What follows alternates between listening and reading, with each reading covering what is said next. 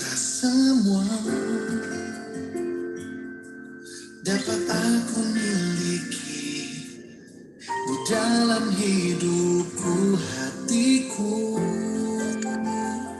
percaya rancanganmu bagiku adalah yang terbaik. Walau ku tak dapat melihat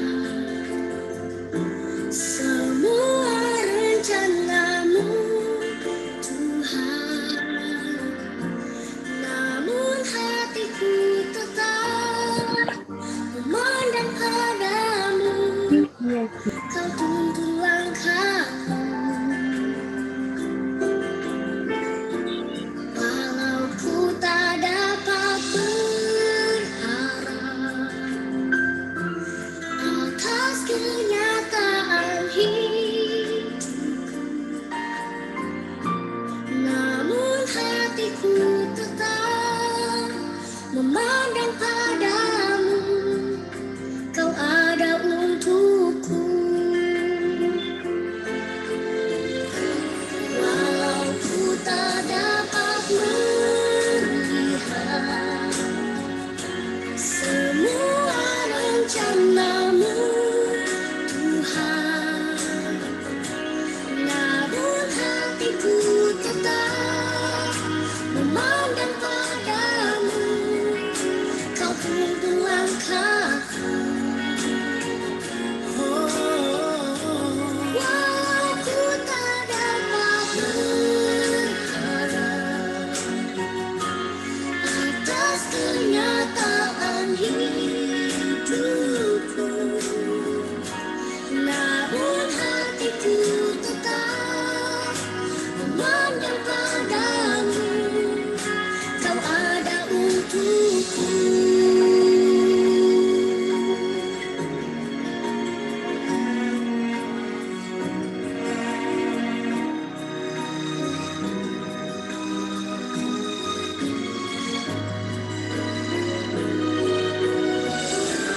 Walau ku tak dapat melihat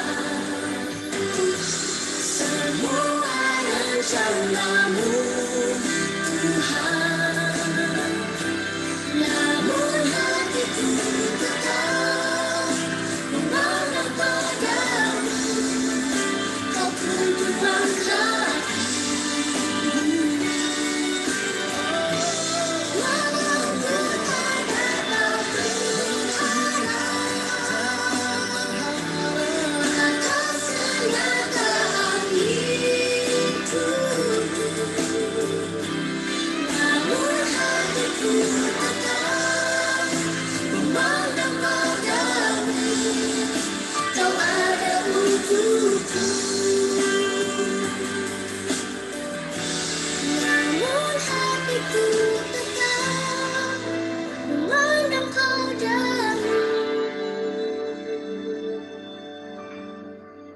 Kau ada untukku.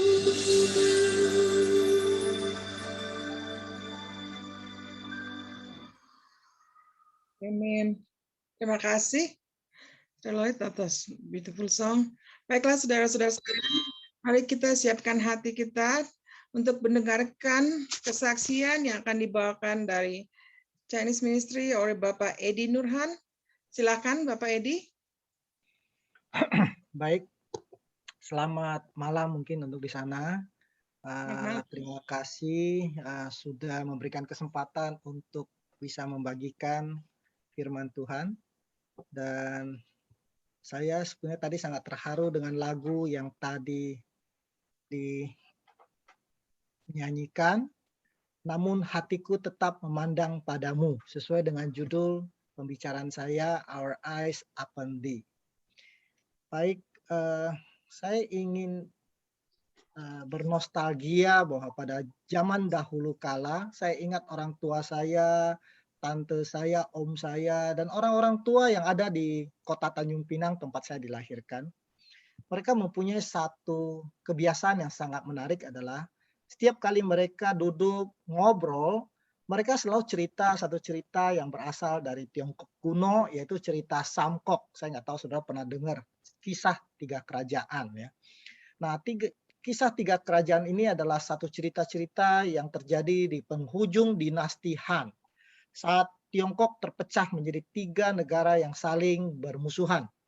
Dan novel ini adalah satu novel yang luar biasa, ada 400 tokoh di dalamnya, masing-masing menceritakan mengenai pribadi yang sangat unik, mereka berani, ada yang setia, memang ada yang jahat, yang cinta negara luar biasa.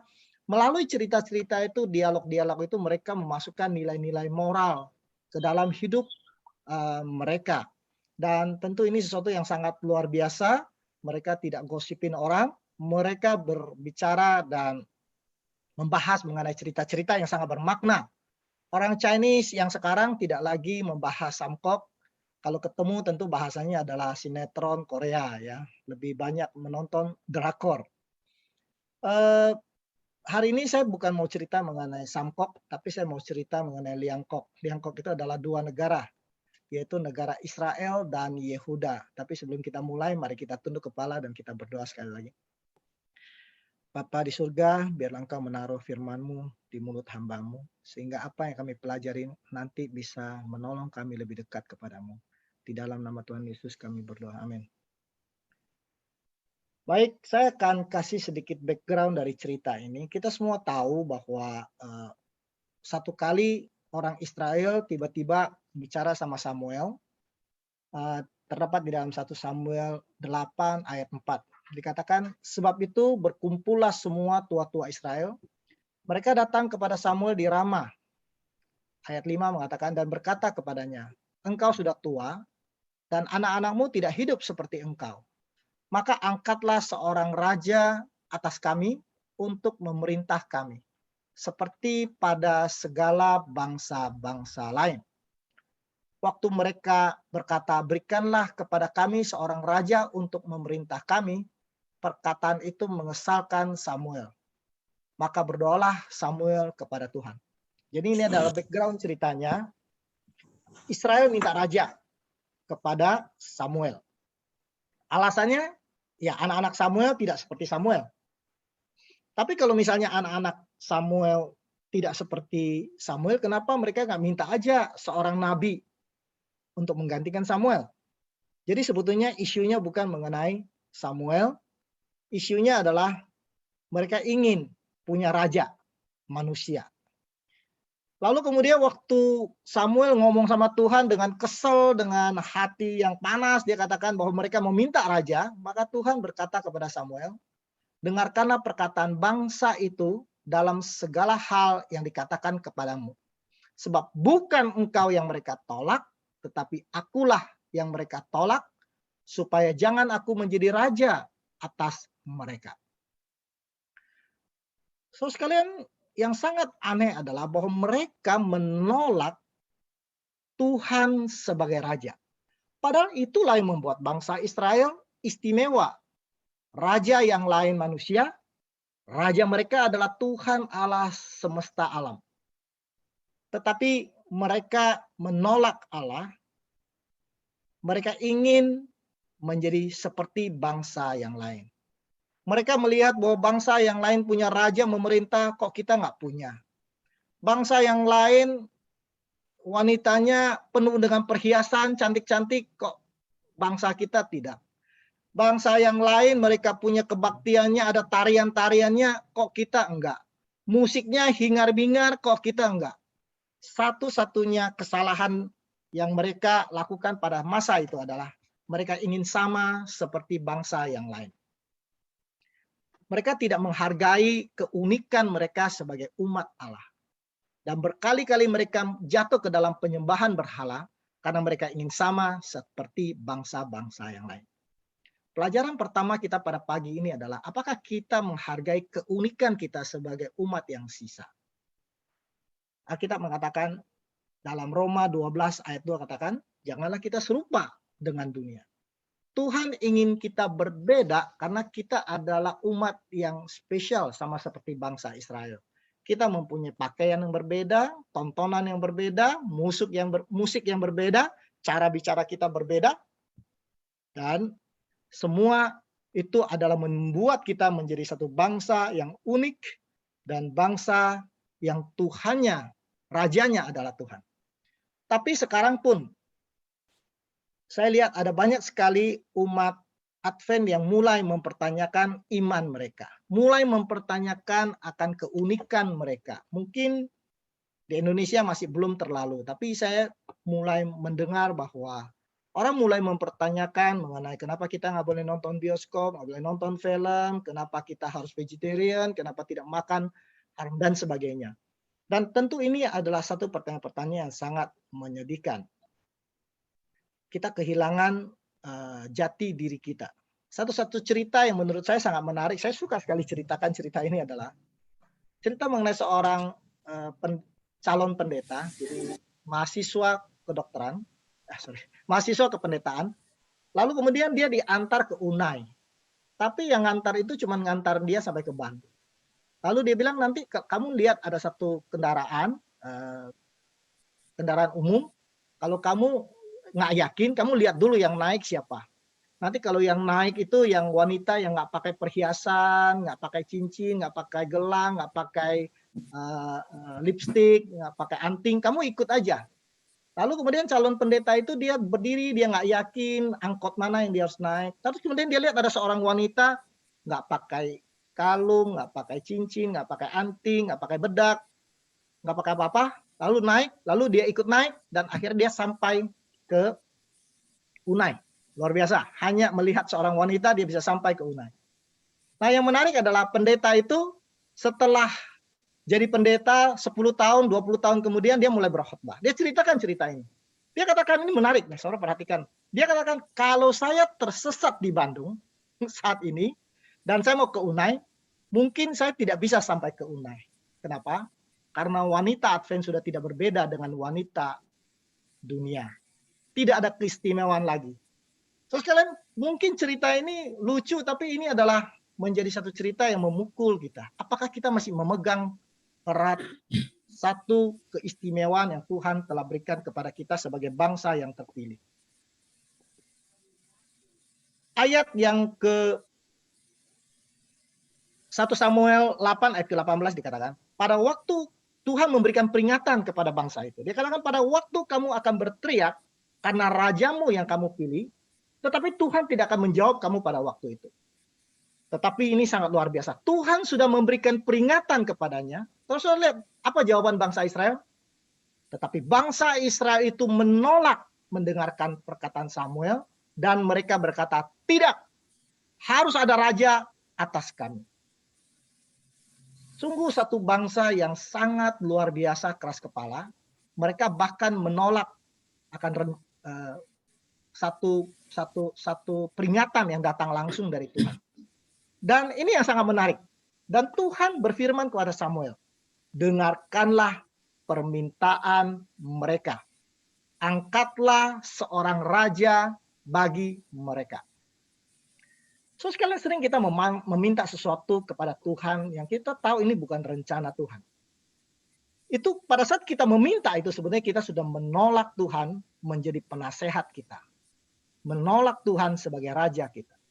Saat saudara tersinggung, marah oleh karena perkataan seseorang, maka sebelum saudara bisa marah, saudara harus usir dulu Tuhan dari dalam hati kita. Kita menolak dia untuk bertahta dan mengendalikan kita. Kadang-kadang Tuhan mengabulkan sesuatu yang kita minta, walaupun itu bukan satu permintaan yang baik, supaya kita belajar akan konsekuensi daripada permintaan kita. So sekalian, oleh karena mereka minta raja, mereka mendapatkan raja.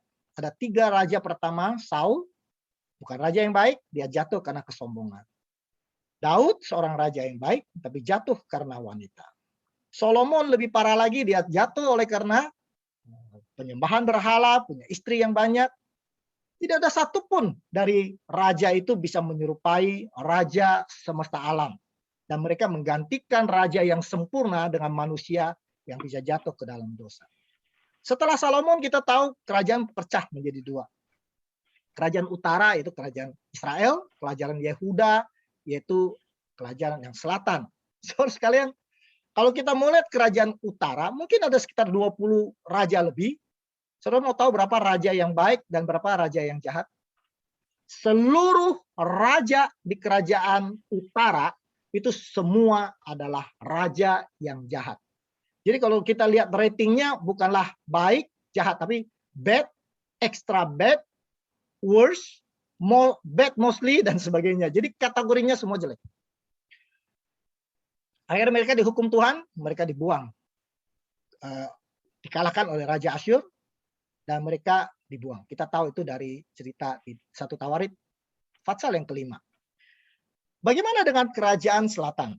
Nah, kerajaan selatan, kerajaan Yehuda lumayan. Ada beberapa raja yang baik. Tapi ada juga beberapa raja yang jahat. Saya mau ceritakan pada saudara betapa jahatnya raja yang pernah memerintah di kerajaan Yehuda. Salah satu raja itu bernama Manase. Saya ingin saudara membaca bersama dengan saya. Mari kita buka 2 Tawarikh 33 ayat yang pertama. 2 Tawarikh 33 ayat yang pertama dan seterusnya. Kita coba baca dan kita coba hayati sejahat apakah Manase ini. Dikatakan Manase berumur 12 tahun pada waktu dia menjadi raja. Dan 50 tahun lamanya dia memerintah di Yerusalem.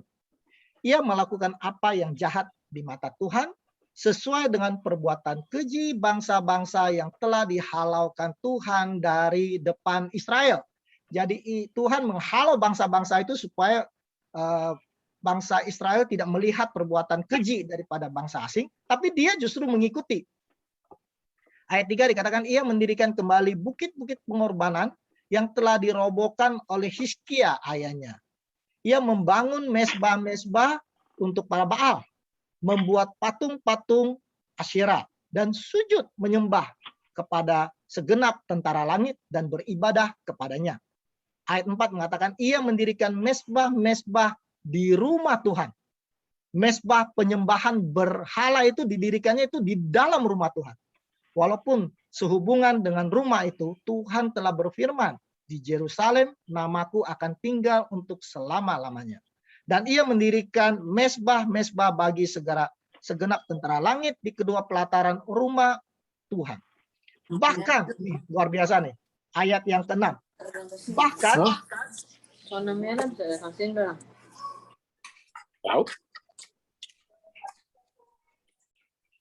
oke, bisa saya teruskan? Bahkan ia mempersembahkan anak-anaknya sebagai korban dalam api di Lebak Ben Hinnom. Jadi anaknya dikorbankan dalam api. Lalu dia katakan dia melakukan ramal, telaah, sihir, menghubungi para pemanggil arwah dan para pemanggil roh peramal. Ia melakukan banyak yang jahat di mata Tuhan sehingga menimbulkan sakit hatinya. Ia menaruh juga patung berhala yang telah dibuatnya di dalam rumah Allah. So sekalian, ada pernah dengar suami berselingkuh? Tapi kita jarang mendengar suami berselingkuh dan membawa selingkuhannya ke dalam rumahnya, di depan istrinya. Inilah yang dilakukan oleh Manase. Dia bukan hanya membuat patung sembahan, tetapi patung itu dia bawa ke dalam gereja. Dia suka. Bisa di-mute tolong. Baik. Sampai di mana tadi? Oke. Jadi saya mau cerita sedikit mengenai satu raja yang baik. Tadi kita sudah cerita mengenai raja yang jahat. Sekarang kita cerita seorang raja yang baik. Yaitu Raja Yosafat. Saya punya 3 anak. Anak saya satu namanya Yolanda, satu namanya Yosia, yang satu namanya Yonatan. Kalau saya punya anak yang keempat, mungkin saya akan kasih nama Yosafat. Seorang raja yang luar biasa. Ya. Satu raja 22 ayat 42 bercerita mengenai Yosafat. Dia berumur 35 tahun dan kemudian menjadi raja selama 25 tahun. Bapaknya orang baik, kakeknya orang raja yang jahat, lalu kemudian kakek buyutnya juga adalah raja yang jahat. Nah, dia jadi raja yang keempat setelah kerajaan itu pisah. Waktu dia menjadi raja, dikatakan dia adalah seorang raja yang sangat luar biasa. Di dalam 2 Tawarik 17 ayat 3, ayat itu berbunyi, dan Tuhan menyertai Yosafat karena ia hidup mengikuti jejak yang dahulu dari Daud, bapak leluhurnya, dan tidak mencari Baal-Baal, melainkan mencari Allah ayahnya. Ia hidup menurut perintah-perintahnya dan tidak berbuat seperti Israel. Oleh sebab itu Tuhan mengokohkan kerajaan yang ada di bawah kekuasaannya. Karena dia mencari Tuhan, maka Tuhan mengokohkan kerajaannya. Seru mau supaya Tuhan mengokohkan hidup kita, mengokohkan pekerjaan kita, mengokohkan pernikahan kita, mengokohkan semua aspek hidup kita. Rahasianya cuma itu, cari Tuhan dan ikuti perintah-perintahnya. Itu saja, sangat sederhana. Cari Tuhan dan ikuti perintah-perintahnya. Banyak orang yang berada di gereja sudah berpuluh-puluh tahun, namun tidak pernah sungguh-sungguh mencari Tuhan. Dan setan menawarkan satu pilihan yang lain. Dia tawarkan kepada kita dunia yang gemerlap, kesuksesan, materi yang menuntun kadang-kadang kita kepada kehancuran. Bahkan Yesus pun dicobai oleh setan. Dikatakan, kalau kamu mau menyembah aku, akan kuberikan semuanya kepadamu. Jadi kalau kita mau menjadi sukses di mata Tuhan, caranya adalah cari Tuhan dan ikuti perintah-perintahnya. Ambil waktu untuk membaca Alkitab.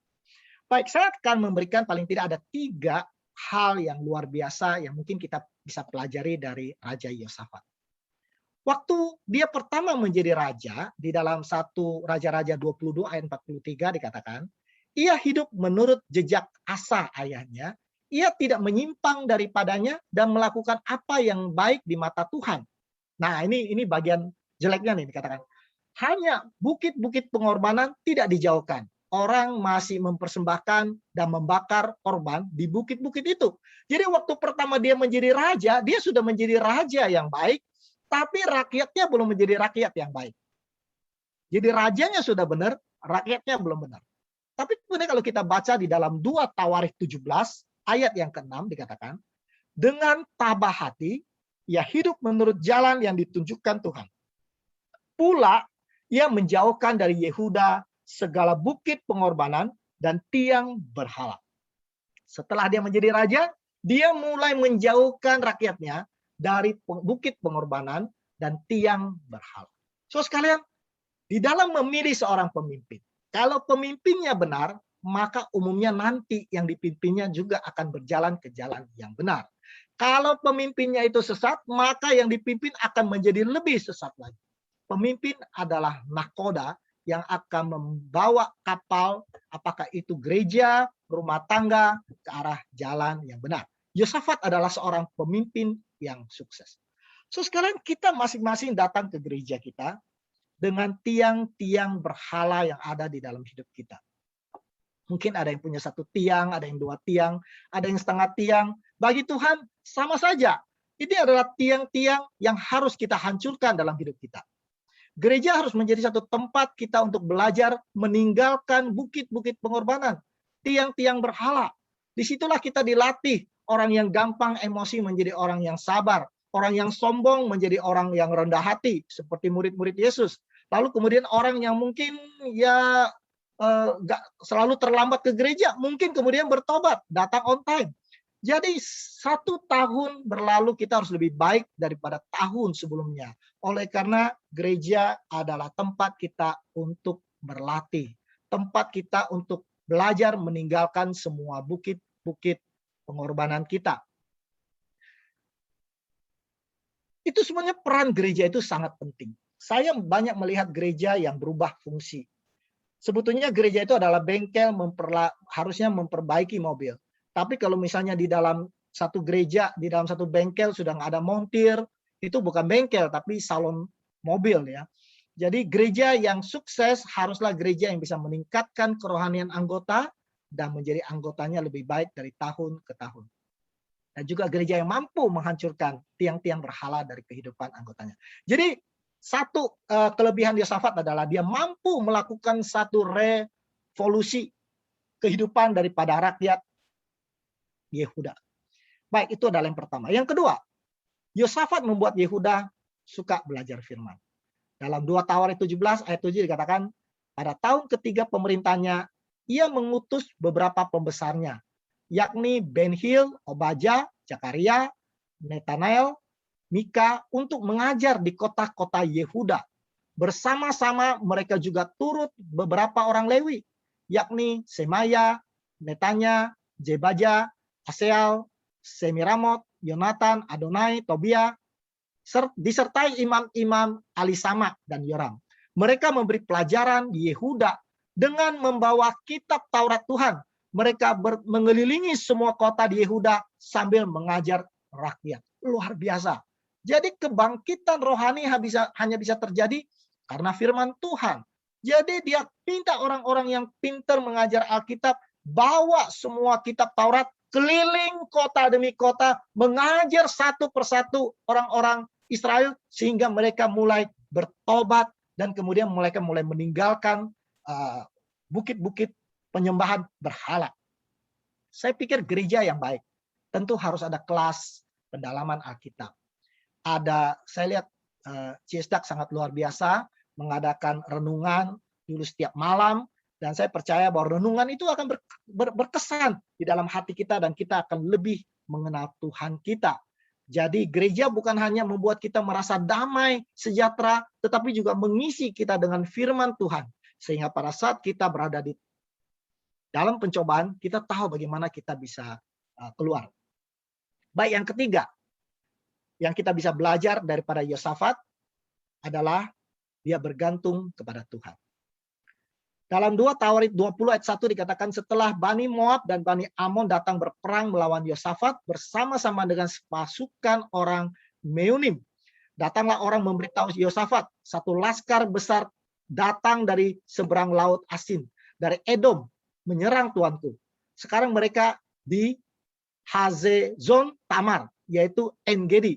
Jadi saudara bisa bayangkan Raja Yosafat saat itu menghadapi satu krisis yang terbesar dalam hidupnya. Ada 3 kerajaan besar yang lebih besar daripada Yehuda menyerang Yehuda secara tiba-tiba. Mereka betul-betul tidak tahu harus berbuat apa, karena dia tahu bahwa ketiga kerajaan itu akan menghancurkan mereka. Saya pikir kita semua pernah mengalami satu krisis di dalam hidup kita.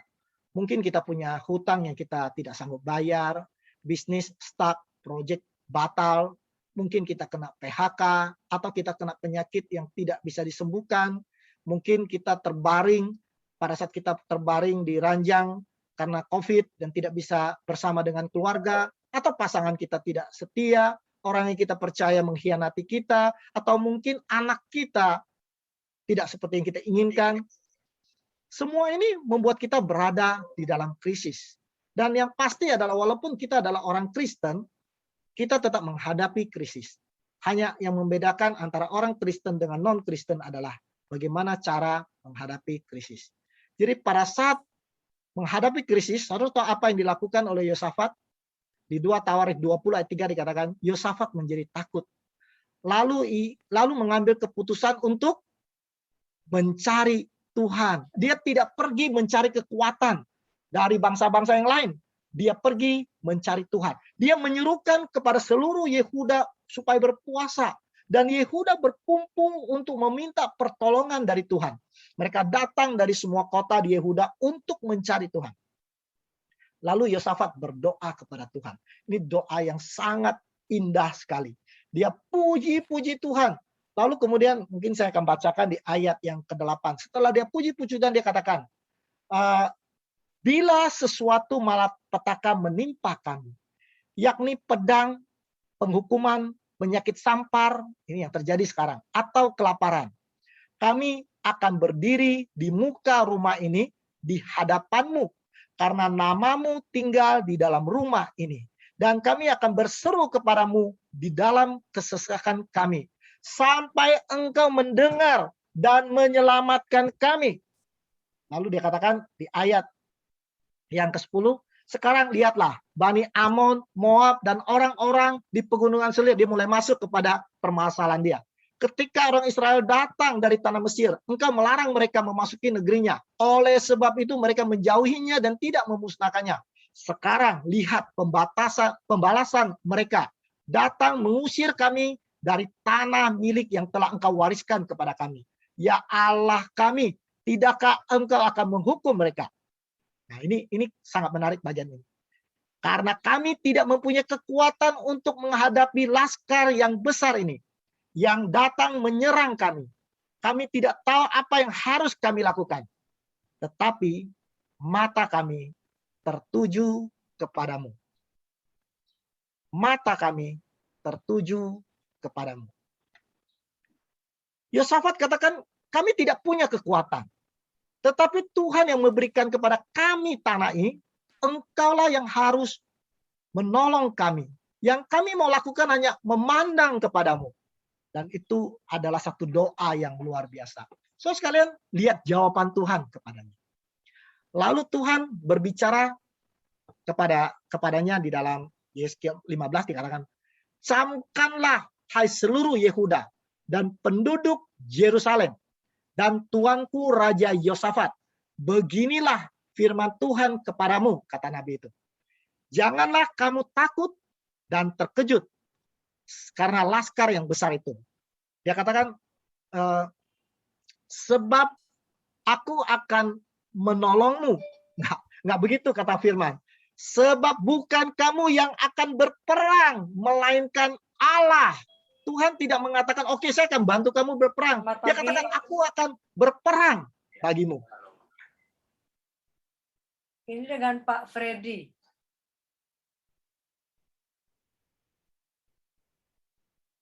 Oke, kemudian di dalam berikutnya dikatakan bahwa Tuhan katakan, aku akan berperang bagimu. Tuhan tidak mengatakan, aku akan membantumu berperang. Tuhan katakan, aku akan berperang bagimu. Dan ayat 17 dikatakan, di dalam peperangan itu kamu tidak usah bertempur, hai Yehuda dan Yerusalem. Tinggallah berdiri di tempatmu dan lihatlah bagaimana Tuhan memberikan kemenangan bagimu. Luar biasa ya. Tuhan bilang, bukan saya mau membantumu, aku akan berperang sebagai gantinya kamu. Apa yang harus kita lakukan? Stand still. Stand still, berdiam diri. Supaya apa? Supaya pada saat kita menang, kita tidak mengatakan, oh itu karena vaksin. Oh itu karena obat ini, obat itu. Kita bisa mengatakan karena Tuhan beserta denganku dan dia telah berperang bagiku. Bagian yang terakhir. Raja Yosafat bukan raja yang sempurna. Dia punya satu kesalahan adalah selalu salah bergaul dengan orang. Dia ada orang yang tidak tahan terhadap peer pressure. Dia berteman dengan Ahab, Ahazia, Jehoram yang akhirnya membuat dia menjadi dalam masalah. Raja Ahab, raja-raja utara itu adalah raja-raja yang jahat. Jadi sangat hati-hati kita di dalam bergaul dengan orang dunia. Dari siapa tempat kita bergaul, kita bisa tahu siapa kita, bukan? Kalau Anda adalah sahabatnya Eka Cipta, Chairul Tanjung, Antoni Salim, misalnya, kita tahu bahwa Anda adalah Anda adalah orang kaya, pasti ya, karena bergaul dengan orang-orang yang kaya. Jadi dengan siapa kita bergaul, itu akan mempengaruhi kita. Saya akan loncat kepada bagian terakhir. Tadi kita sudah bahas mengenai Manase. Manase mendirikan kembali bukit-bukit pengorbanan diceritakan. Dia membangun mesbah-mesbah untuk para Baal. Dia membuat patung-patung Asyera. Dia menyembah kepada semua berhala.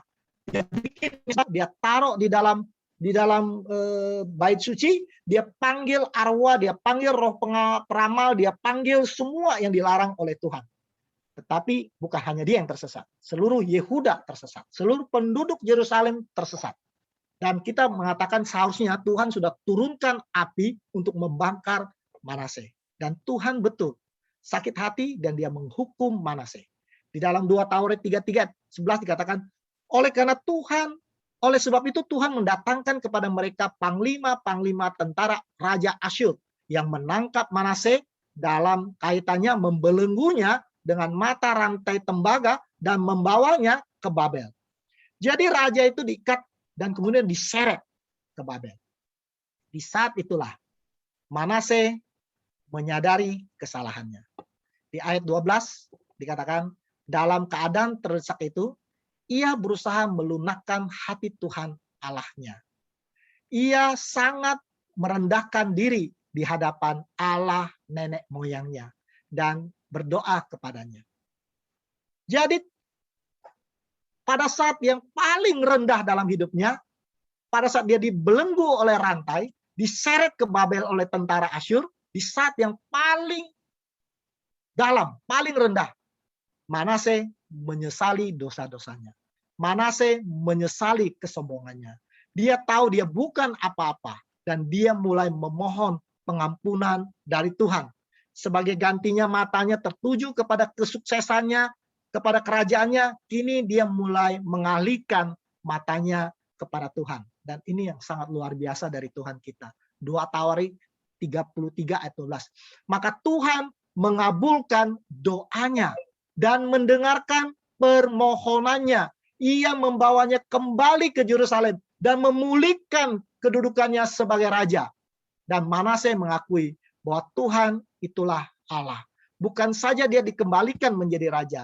Kalau saudara baca di dalam Matius 1 ayat 1, inilah silsilah Yesus Kristus, anak Daud, anak Abraham. Dan di ayat yang ke-10 dikatakan, Hizkia memperanakan Manase, Manase memperanakan Amon. Dia bahkan masuk di dalam Hall of Fame sebagai orang yang memperanakan Yesus Kristus. Saudara-saudara yang terkasih, saya tidak tahu apa dosa saudara. Saya tidak tahu, saudara juga tidak tahu dosa saya. Masing-masing kita memiliki tiang-tiang berhala dan bukit persembahan yang Tuhan ingin kita robohkan. Dan Tuhan ingin bantu kita untuk merobohkannya. Dan saat ini mungkin kita seperti sedang dirantai oleh dosa seperti Manase. Dosa yang membawa kita kepada titik yang paling rendah dalam hidup kita. Tidak ada yang bisa menyelamatkan kita kecuali kita berseru kepada Tuhan seperti Raja Yosafat. Karena kami tidak mempunyai kekuatan untuk menghadapi laskar yang besar itu. Saudara sekalian, kekuatan setan dan cobaannya yang datang menyerang kami tidak tahu apa yang harus kami lakukan, kata Yosafat, tetapi mata kami tertuju kepadamu. Saudara sekalian, saya tahu sekarang kita menghadapi satu pandemi yang luar biasa. Tapi jangan kita menaruh atau memandang hanya kepada masalah. Jangan kepada virus corona. Tetapi kita tujukan mata kita kepadanya. Dan ia akan berperang dan melepaskan kita. Tuhan memberkati. Amin. Terima kasih Saudara Edi Nurhan atas firman. Ya, pada saat ini ya kita harus benar-benar menunjukkan perhatian kita dan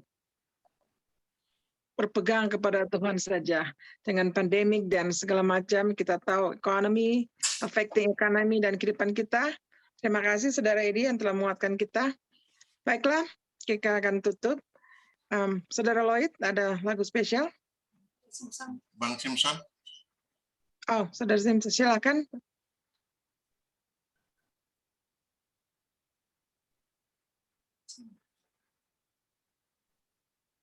Nggak bisa dimute, Pak. Aku sudah bilang.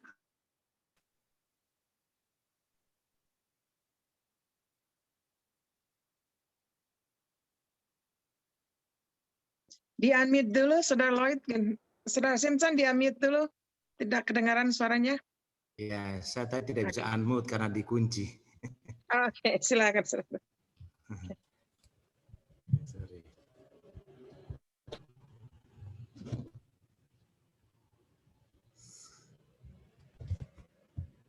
Sekarang udah kedengaran kan? Dah kedengaran, silakan.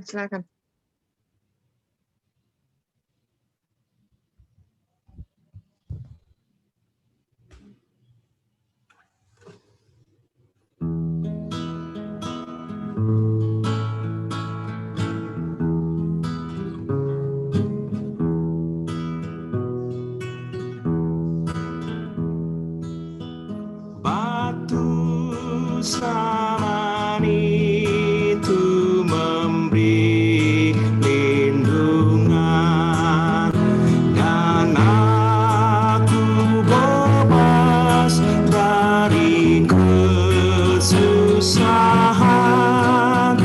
berdosa dan lemah aku ya Tuhan.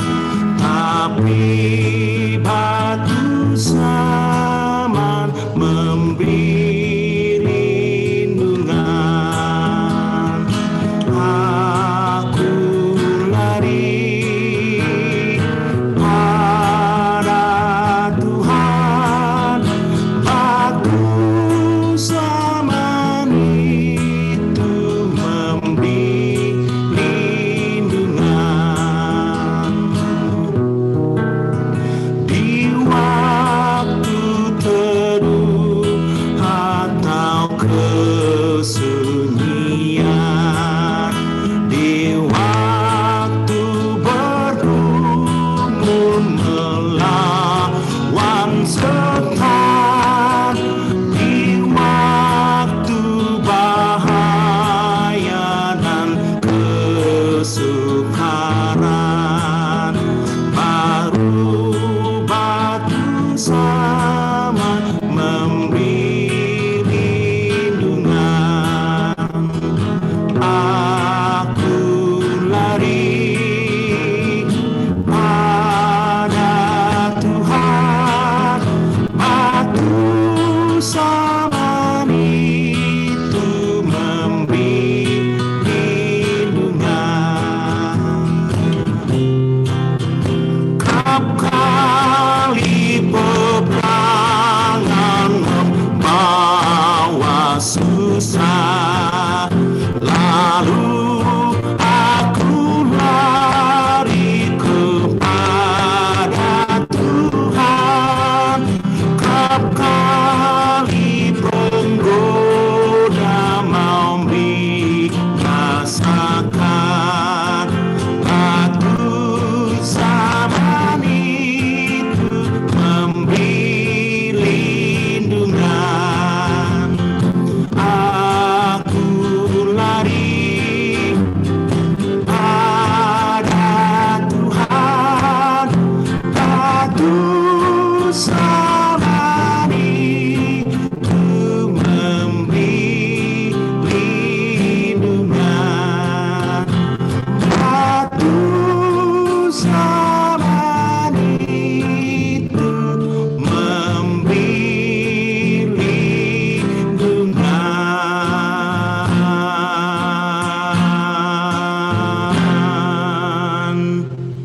Amin. Amin. Terima kasih, Saudara Simpson.